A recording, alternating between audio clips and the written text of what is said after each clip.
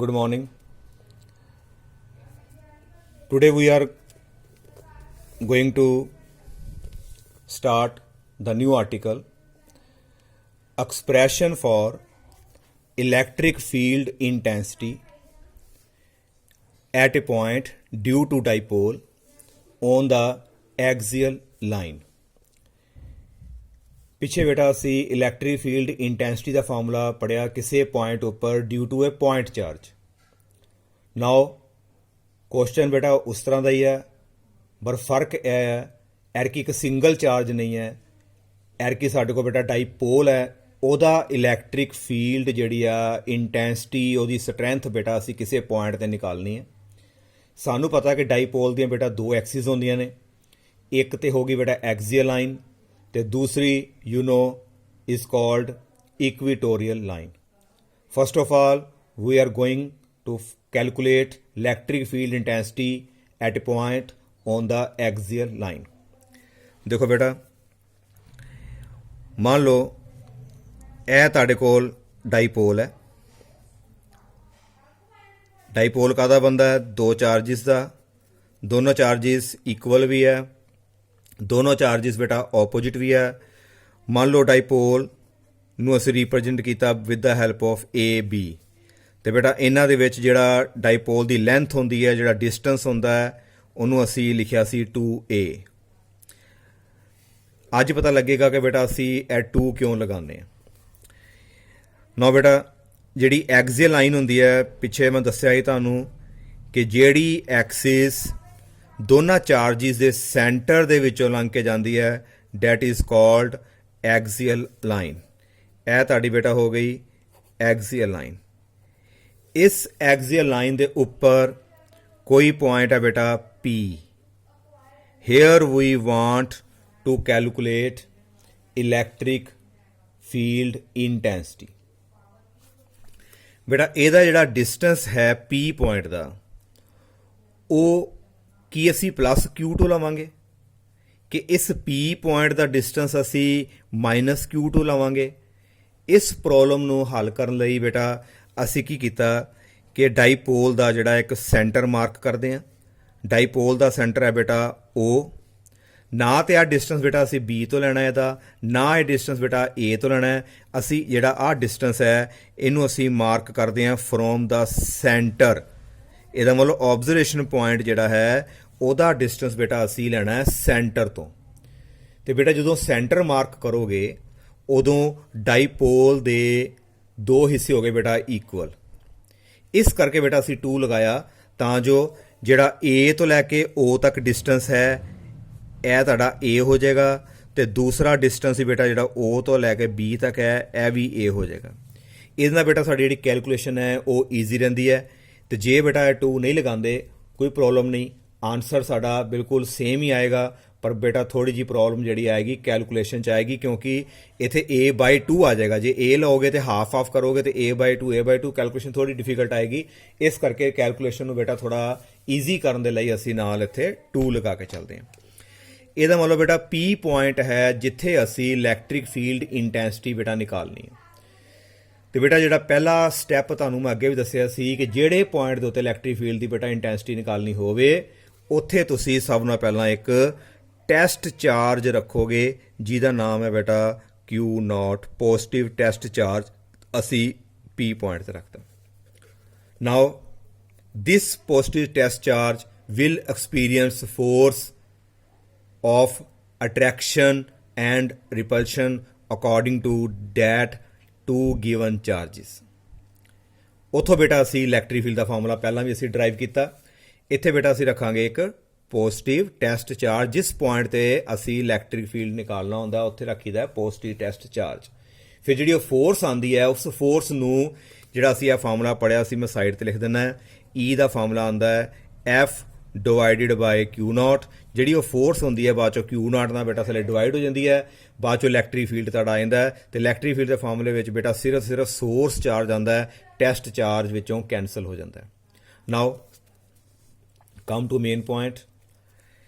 ਇਸ ਪੁਆਇੰਟ ਉੱਪਰ ਬੇਟਾ P ਪੁਆਇੰਟ ਦੇ ਉੱਪਰ ਇਲੈਕਟ੍ਰਿਕ ਫੀਲਡ प्लस क्यू भी लगाएगा।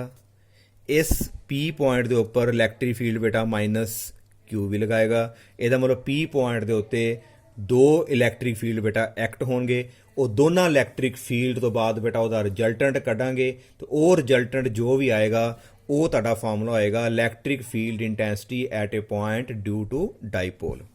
ਨਾਓ start. Electric field intensity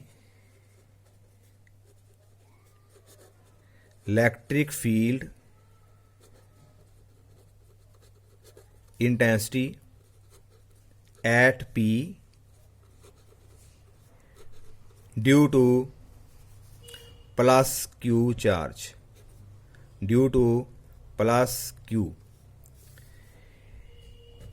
it is given by E1 is equal to 1/4 pi epsilon naught। ਬੇਟਾ ਚਾਰਜ ਕਿਹੜਾ ਆਏਗਾ ਦੋਨਾਂ ਵਿੱਚੋਂ?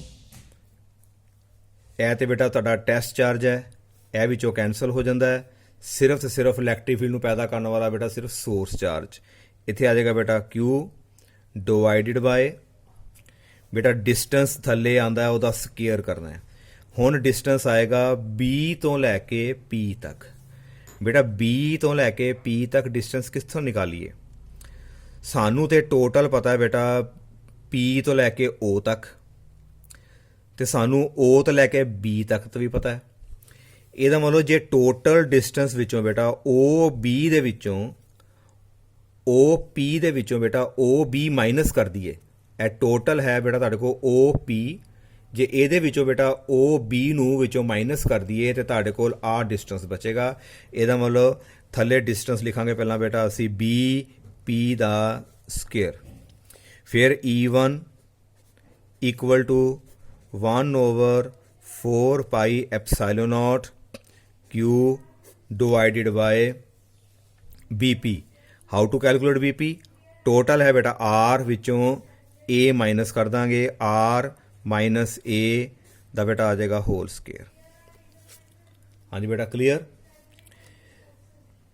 ਹਾਂਜੀ ਕਿਸੇ ਨੂੰ ਵੀ ਪ੍ਰੋਬਲਮ ਹੋਏ ਤੇ ਬੇਟਾ ਦੁਬਾਰਾ ਜਿਹੜਾ ਹੈਗਾ ਇਹਨੂੰ ਸਮਝਿਓ ਕਿ ਅਸੀਂ ਡਿਸਟੈਂਸ ਸਿਰਫ ਤੇ ਸਿਰਫ BP ਚਾਹੀਦਾ ਹੈ। ਇਹਦਾ ਮਤਲਬ ਟੋਟਲ R ਵਿੱਚੋਂ ਜੇ ਇੰਨਾ ਮਾਈਨਸ ਕਰ ਦੋਗੇ ਤੇ ਤੁਹਾਡੇ ਕੋਲ ਡਿਸਟੈਂਸ ਆ ਜਾਏਗਾ ਬੇਟਾ ਤੁਹਾਡੇ ਕੋਲ BP, R minus A the square. ਅੱਗੇ ਬੇਟਾ ਆ ਗਿਆ ਇਨ ਵੈਕਟਰ ਫਾਰਮ।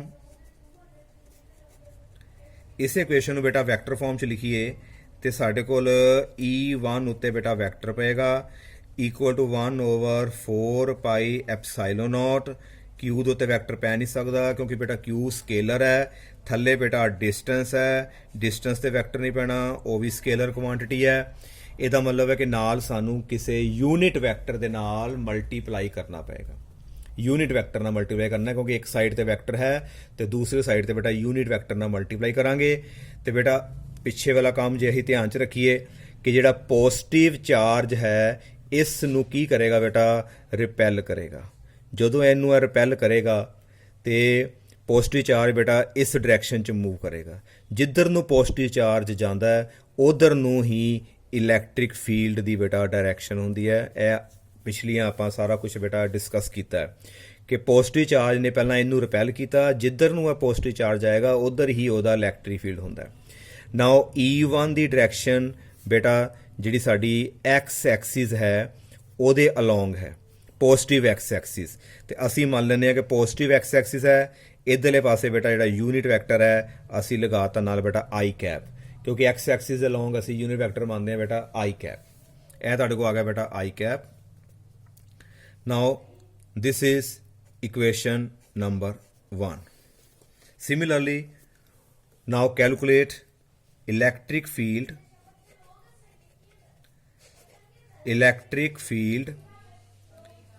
at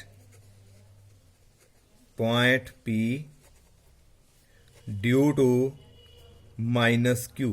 बेटा ਹੁਣ ਅਸੀਂ माइनस Q करके P पॉइंट ਤੇ ਇਲੈਕਟ੍ਰਿਕ ਫੀਲਡ ਨਿਕਾਲਣਾ ਹੈ ਤੇ ਬੇਟਾ ਮਾਈਨਸ Q ਚਾਰਜ ਬੇਟਾ A ਤੇ ਹੈ। ਇਸ ਦਾ ਬੇਟਾ ਪਹਿਲਾਂ ਤੇ ਅਸੀਂ ਨਾਮ ਰੱਖ ਲੈਂਦੇ ਇਲੈਕਟ੍ਰਿਕ ਫੀਲਡ ਦਾ E2 ਰੱਖ ਦਿੱਤਾ ਆਪਣੀ ਵੱਲੋਂ। ਦਿਸ ਇਜ਼ ਮਾਈਨਸ Q ਵਾਲੇ ਦਾ ਬੇਟਾ E2 1/4 pi epsilon naught ਬੇਟਾ Q, ਪਹਿਲਾਂ ਤੇ ਮੈਗਨੀਟਿਊਡ ਅਸੀਂ ਲਿਖਾਂਗੇ Q ਡਿਵਾਈਡਡ ਬਾਏ बेटा डिस्टेंस आएगा बेटा इत्थों लैके मतलब ए तो लैके बेटा पी तक, थले आ जाएगा बेटा ए पी दा स्क्वेयर आ गया, ए पी दा स्क्वेयर। इस तो बाद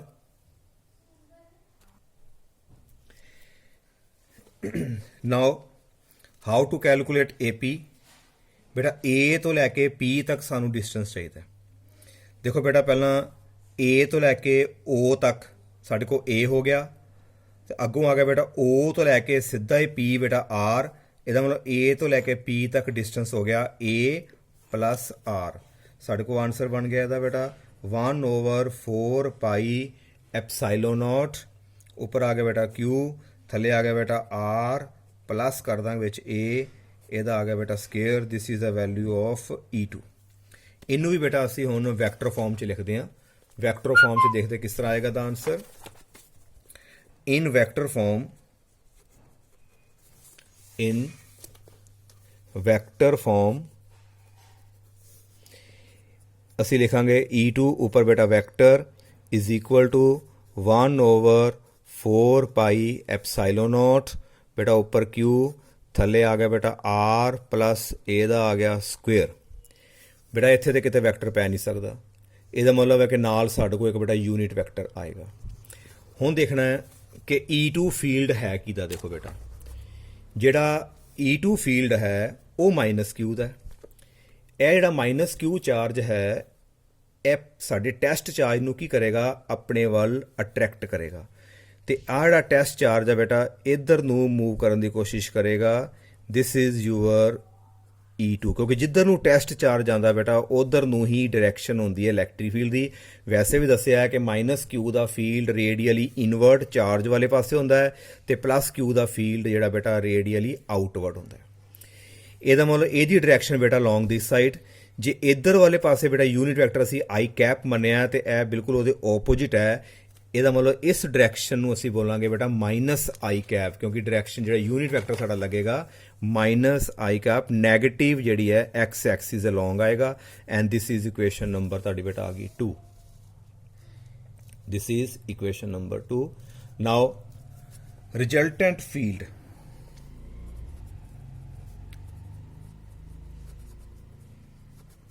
resultant field at point P is given by superposition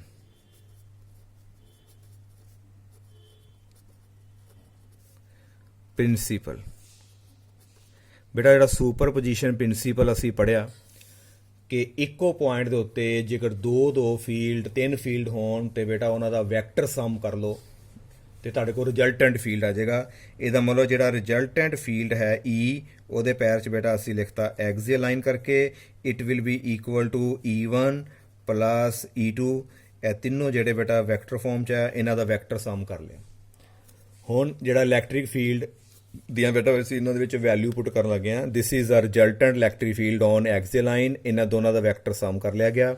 is equal to ਬੇਟਾ 1/4 ਪਾਈ ਐਪਸਾਈਲੋਨ ਨੋਟ, ਉੱਪਰ ਆ ਗਿਆ ਬੇਟਾ Q, ਤੇ ਜਿਹੜਾ E1 ਸੀ ਬੇਟਾ ਸਾਡੇ ਕੋਲ R minus A the whole square, ਨਾਲ ਸੀਗਾ ਬੇਟਾ ਆਈ ਕੈਪ, ਪਲਸ ਜਿਹੜਾ E2 ਹੈ 1/4 ਪਾਈ ਐਪਸਾਈਲੋਨ ਨੋਟ, ਉੱਪਰ ਬੇਟਾ Q ਡਿਵਾਈਡਡ ਬਾਏ ਸਾਡੇ ਕੋਲ ਸੀਗਾ ਬੇਟਾ R plus A the whole square, ਤੇ ਬੇਟਾ ਇੱਥੇ ਸੀਗਾ ਮਾਈਨਸ ਆਈ ਕੈਪ। ਹਾਂਜੀ ਇੱਥੇ ਤੱਕ ਕਲੀਅਰ ਬੇਟਾ ਸਭ ਨੂੰ। ਹੁਣ ਅਸੀਂ ਕੀ ਕਰਨ ਲੱਗੇ ਬੇਟਾ, ਜਿਹੜੀ ਚੀਜ਼ ਵਿੱਚੋਂ ਕੌਂਸਟੈਂਟ ਹੈ ਵਿੱਚੋਂ ਬਾਹਰ ਨਿਕਾਲੋ। 1/4 ਪਾਈ ਦੋਨਾਂ 'ਚ ਹੈ ਬੇਟਾ, Q ਵੀ ਦੋਨਾਂ 'ਚ ਹੈ, ਆਈ ਕੈਪ ਵੀ ਦੋਨਾਂ 'ਚ ਹੈ। ਅਸੀਂ ਪਹਿਲਾਂ Q ਬਾਹਰ ਨਿਕਾਲਿਆ, ਥੱਲੋਂ ਬੇਟਾ 4 ਪਾਈ ਐਪਸਾਈਲੋਨ ਨੋਟ ਵੀ ਬਾਹਰ ਆ ਗਿਆ, ਤੇ ਬੇਟਾ ਅੰਦਰ ਸਾਡੇ ਕੋਲ ਜਿਹੜੀ ਚੀਜ਼ ਬਚ ਗਈ ਇੱਥੇ 1/R minus A the square. ਇੱਥੋਂ ਬਚ ਗਿਆ ਬੇਟਾ ਮਾਈਨਸ, ਕਿਉਂਕਿ ਬੇਟਾ ਆਹ ਮਾਈਨਸ ਜਿਹੜਾ ਇਸ ਜਗ੍ਹਾ 'ਤੇ ਆ ਜਾਏਗਾ, ਮਾਈਨਸ ਪਲਸ ਮਾਈਨਸ, ਤੇ ਬੇਟਾ ਸਾਡੇ ਕੋਲ ਬਚ ਗਿਆ 1/R plus A the whole square, ਤੇ ਬੇਟਾ ਆਈ ਕੈਪ ਵੀ ਬਾਹਰ ਨਿਕਲ ਗਿਆ। ਆਈ ਕੈਪ ਵੀ ਕਾਮਨ, Q ਵੀ ਕਾਮਨ, ਤੇ 1/4 ਪਾਈ ਐਪਸਾਈਲੋਨ ਨੋਟ ਬੇਟਾ ਇਹ ਦੋਨੋਂ ਚੀਜ਼ਾਂ ਵਿੱਚੋਂ ਬੇਟਾ ਕਾਮਨ ਨਿਕਲ ਗਈਆਂ। ਇਸ ਤੋਂ ਬਾਅਦ ਅਸੀਂ ਇਹਨੂੰ ਥੋੜ੍ਹਾ ਜਿਹਾ ਫਰਦਰ ਸੋਲਵ ਕਰਦੇ ਹਾਂ। 1/4 ਪਾਈ ਐਪਸਾਈਲੋਨ ਨੋਟ। ਬੇਟਾ ਜਿਹੜਾ ਇਹਦਾ ਪਹਿਲਾਂ ਅਸੀਂ ਐਲਸੀਅਮ ਲਵਾਂਗੇ, ਇਹਦਾ ਐਲਸੀਅਮ ਆ ਜਾਏਗਾ r minus a the square, ਦੂਜਾ ਆ ਜਾਏਗਾ ਬੇਟਾ r plus a the square. ਤੇ ਬੇਟਾ ਆਹ ਟਰਮ ਉੱਪਰ ਆ ਗਈ, ਇਹ ਸਭ ਨੂੰ ਪਤਾ ਬੇਟਾ r plus a the square minus ਇੱਧਰ ਆ ਜਾਏਗਾ ਬੇਟਾ r minus a the square, ਬਾਹਰ ਆ ਗਿਆ ਬੇਟਾ i ਕੈਪ। ਫਿਰ ਇਹਨੂੰ ਫਰਦਰ ਹੱਲ ਕੀਤਾ, q/4 ਪਾਈ ਐਪਸਾਈਲੋਨ ਨੋਟ, ਇਹ ਫਾਰਮੂਲਾ ਲੱਗੇਗਾ a ਪਲੱਸ b ਦਾ ਹੋਲ ਸਕੁਏਅਰ।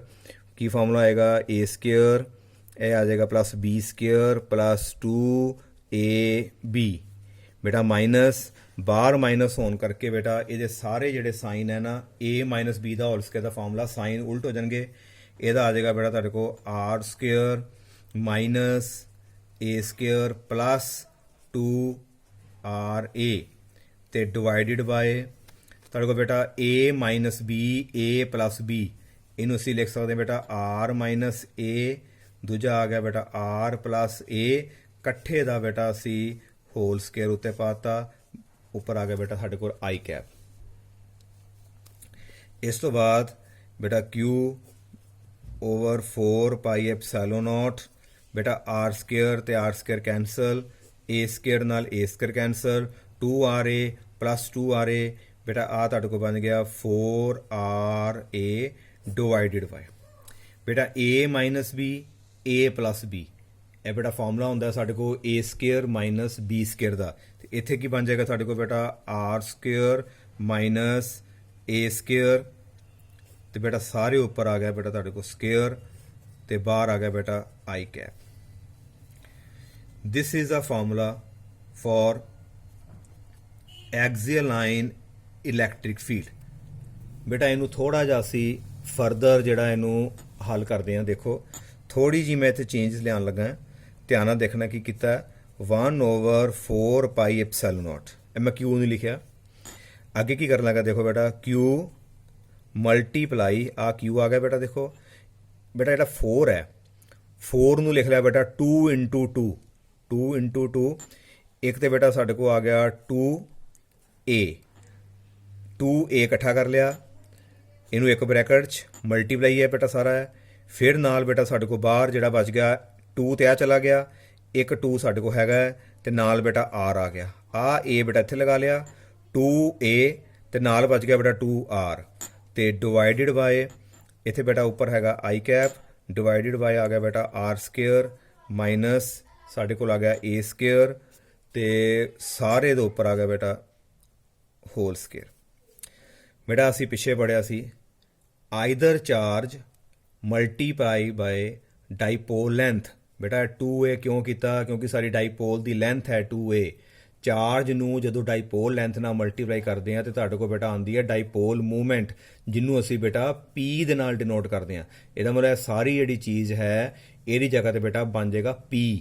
ਇਸ ਕਰਕੇ ਬੇਟਾ ਦੀ ਸੈਟਿੰਗ ਕੀਤੀ ਹੈ ਕਿ q ਵੀ ਹੈ, ਮੇਰੇ ਕੋਲ ਇੱਥੋਂ 2 ਵੀ ਨਿਕਲੇਗਾ, ਨਾਲ a ਵੀ ਹੈ, q into 2a, ਉਹ ਬੇਟਾ ਸਾਡੀ ਡਾਈਪੋਲ ਮੂਵਮੈਂਟ ਬਣ ਗਈ। ਹੁਣ ਮੈਂ ਨੈਕਸਟ ਪੇਜ ਤੇ ਬੇਟਾ ਇਹਨੂੰ ਹੱਲ ਕਰਦੇ ਹਾਂ। Now E axial is equal to 1/4 pi epsilon nought. ਬੇਟਾ ਜਿੱਥੇ q into 2a ਸੀ ਉਹਦੀ ਜਗ੍ਹਾ ਤੇ ਬੇਟਾ ਲੱਗ ਗਿਆ p ਮਲਟੀਪਲਾਈ ਬਾਏ 2, ਨਾਲ ਆ ਗਿਆ ਬੇਟਾ r ਡਿਵਾਈਡਡ ਬਾਏ ਥੱਲੇ ਸੀਗਾ ਬੇਟਾ ਤੁਹਾਡੇ ਕੋਲ r square minus a square ਦਾ ਬੇਟਾ ਆ ਗਿਆ ਹੋਲ ਸਕੁਏਅਰ, ਨਾਲ ਸੀਗਾ ਬੇਟਾ i cap. Now if we have short dipole, बेटा शॉर्ट डाइपोल है, शॉर्ट डाइपोल ਉਹ ਹੈ ਜਿਹਦੇ ਵਿੱਚ ਕੀ ਹੋਏਗਾ ਬੇਟਾ, ਜਿਹੜਾ ਸ਼ਾਰਟ ਡਾਈਪੋਲ ਹੈ ਉਹਦੇ ਵਿੱਚ ਡਾਈਪੋਲ ਦੀ ਲੈਂਥ ਬਹੁਤ ਘੱਟ ਹੈ ਕਿਹਦੇ ਮੁਕਾਬਲੇ, ਜਿਹੜਾ ਆਬਜ਼ਰਵੇਸ਼ਨ ਜਿਹੜਾ ਡਿਸਟੈਂਸ ਹੈ, ਮਤਲਬ ਜਿੱਥੇ ਅਸੀਂ ਇਲੈਕਟ੍ਰਿਕ ਫੀਲਡ ਨਿਕਾਲਨੇ ਬੇਟਾ ਉਹ ਪੁਆਇੰਟ ਬਹੁਤ ਦੂਰ ਹੈ। ਤੇ ਕਹਿਣ ਦਾ ਮਤਲਬ ਜਿਹੜਾ r ਹੈ is very very large as compare to A.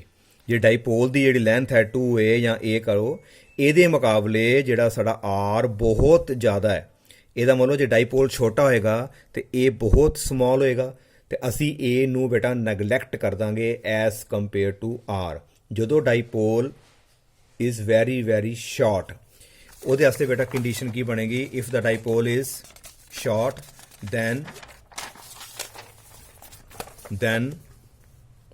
then we can write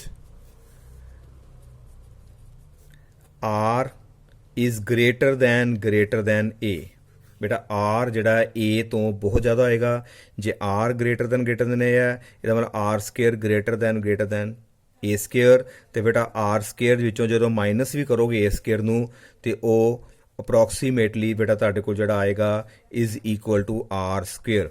ਅਸੀਂ a ਸਕੁਅਰ ਨੂੰ ਵਿੱਚੋਂ ਬੇਟਾ ਨੈਗਲੈਕਟ ਕਰਤਾ, ਕਿਉਂਕਿ a ਬਹੁਤ ਸਮਾਲ ਹੋ ਗਿਆ as compare to r। therefore we can write E axial is equal to 1 over 4 pi epsilon naught p multiply by 2r multiply by I cap divided by ਬੇਟਾ r square। ਪਿੱਛੋਂ ਆ a ਨੂੰ neglect ਕਰਤਾ, hole ਦਾ ਬੇਟਾ ਉੱਪਰ ਆ ਗਿਆ square, is equal to 1 over 4 pi epsilon naught p multiply by 2r multiply by I cap divided by r ਦੀ 4। ਬੇਟਾ ਇੱਕ r ਨਾਲ r cancel, we get 1 over 4 pi epsilon naught 2 multiply by p I cap divided by r cube। this is the formula for axial line electric field, but p is a dipole moment। ਬੇਟਾ ਡਾਈਪੋਲ movement ਤੇ ਤੁਹਾਡੀ ਜਿਹੜੀ ਹੈ vector quantity ਹੈ, ਤੇ ਡਾਈਪੋਲ movement ਦੀ ਬੇਟਾ direction ਅਸੀਂ ਪੜ੍ਹੀ ਸੀ -q ਤੋਂ ਕਿਹੜੇ ਪਾਸੇ ਹੁੰਦੀ ਬੇਟਾ? ਡਾਈਪੋਲ ਮੂਵਮੈਂਟ ਦੀ ਡਾਇਰੈਕਸ਼ਨ -q ਤੋਂ ਬੇਟਾ +q ਵਾਲੇ ਪਾਸੇ ਹੈ। ਇੱਧਰ ਨੂੰ ਹੁੰਦੀ ਬੇਟਾ -q to +q dipole movement the direction. ਤੇ ਬੇਟਾ ਜਿਹੜਾ ਸਾਡਾ I ਕੈਪ ਹੈ ਉਹ ਵੀ ਸਾਡਾ ਅਲੋਂਗ ਦਿਸ ਸਾਈਡ ਹੀ ਹੈ। ਇਹਦਾ ਮਤਲਬ ਮੈਗਨੀਟਿਊਡ ਨੂੰ ਯੂਨਿਟ ਵੈਕਟਰ ਨਾਲ ਮਲਟੀਪਲਾਈ ਕਰ ਦਈਏ ਤੇ ਸਾਡੇ ਕੋਲ ਬੇਟਾ ਬਣ ਜਾਏਗਾ 1 over 4 pi epsilon naught 2 p vector divided by r cube। this is the formula for electric field due to dipole at any point on the axial line। ਫਿਰ ਦੇਖੋ ਬੇਟਾ p ਤੇ ਹੋ ਗਿਆ ਬੇਟਾ ਡਾਈਪੋਲ ਮੂਵਮੈਂਟ। ਡਾਈਪੋਲ ਮੂਵਮੈਂਟ ਇੱਕ ਵੈਕਟਰ ਕੁਆਂਟਿਟੀ ਹੈ, ਤੇ ਜੇ ਇਹ ਵੈਕਟਰ ਕੁਆਂਟਿਟੀ ਹੈ ਤੇ ਇਹਦੀ ਡਾਇਰੈਕਸ਼ਨ ਜਿਹੜੀ ਹੁੰਦੀ ਹੈ ਬੇਟਾ -q to +q ਵਾਲੇ ਪਾਸੇ ਹੈ। -q to +q long this side, ਤੇ ਜਿਹੜਾ ਸਾਡਾ I ਕੈਪ ਹੈ ਬੇਟਾ ਉਹ ਵੀ ਉਸੇ ਪਾਸੇ ਹੀ ਜਾ ਰਿਹਾ। ਇਹਦਾ ਮਤਲਬ ਜਿਹੜਾ p into unit vector it will become p vector। this is the formula for electric field, it is equal to 1 over 4 pi epsilon naught 2 p vector over r cube। ਬੇਟਾ ਹੁਣ ਇਹਦੇ ਵਿੱਚ ਇੱਕ ਚੀਜ਼ ਅਸੀਂ ਨੋਟ ਕਰਨੀ ਹੈ ਬੇਟਾ, ਡਾਇਰੈਕਸ਼ਨ। ਐਕਸੀਅਲ ਲਾਈਨ ਜਿਹੜਾ ਫੀਲਡ ਹੈ ਬੇਟਾ ਦੇਖੋ ਪ੍ਰਪੋਰਸ਼ਨਲ ਆਇਆ ਡਾਈਪੋਲ ਮੂਵਮੈਂਟ ਦੇ। ਜਿਹੜਾ ਸਾਡਾ ਐਕਸੀਅਲ ਲਾਈਨ ਫੀਲਡ ਹੈ ਉਹ ਡਾਈਪੋਲ ਮੂਵਮੈਂਟ ਦੇ ਪ੍ਰਪੋਰਸ਼ਨਲ ਹੈ, ਤੇ ਡਾਈਪੋਲ ਮੂਵਮੈਂਟ -q to +q ਹੈ। ਤੇ ਇਹਦਾ ਮਤਲਬ ਬੇਟਾ ਜਿਹੜਾ ਸਾਡਾ ਐਕਸੀਅਲ ਲਾਈਨ ਫੀਲਡ ਹੈ ਜਿਹੜਾ it is also from -q to +q। ਇਹਦਾ ਮਤਲਬ ਜਿਹੜਾ ਸਾਡਾ ਰਿਜ਼ਲਟੈਂਟ ਫੀਲਡ ਹੋਏਗਾ ਬੇਟਾ, ਰਿਜ਼ਲਟੈਂਟ ਫੀਲਡ ਦੀ ਜਿਹੜੀ ਡਾਇਰੈਕਸ਼ਨ ਹੋਏਗੀ it will belong -q to +q along this side। this is the direction of resultant electric field। ਤੇ ਡਾਈਪੋਲ ਮੂਵਮੈਂਟ ਕਿੱਧਰ ਹੁੰਦੀ ਹੈ? it is from -q to +q। Dipole movement ਵੀ ਉਧਰ ਹੋ ਗਈ, ਤੇ ਐਕਸੀਅਲ ਲਾਈਨ ਦਾ ਜਿਹੜਾ ਫੀਲਡ ਹੈ ਬੇਟਾ ਆ ਵੀ ਉਸੇ ਸੇਮ ਡਾਇਰੈਕਸ਼ਨ 'ਚ ਆਏਗਾ। ਇਹਦਾ ਮਤਲਬ ਇਹ ਨੋਟ ਕਰ ਲਓ, direction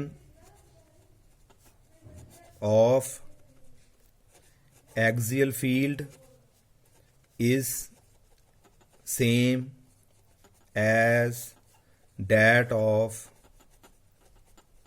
dipole moment. It is same as that of dipole moment. हाँ जी क्लीयर बेटा। इस तो बाद नैक्सट आर्टिकल बेटा असी जिहड़ा इक्वेटोरियल लाइन बेटा वो नैक्सट वीडियो च पढ़ते हैं।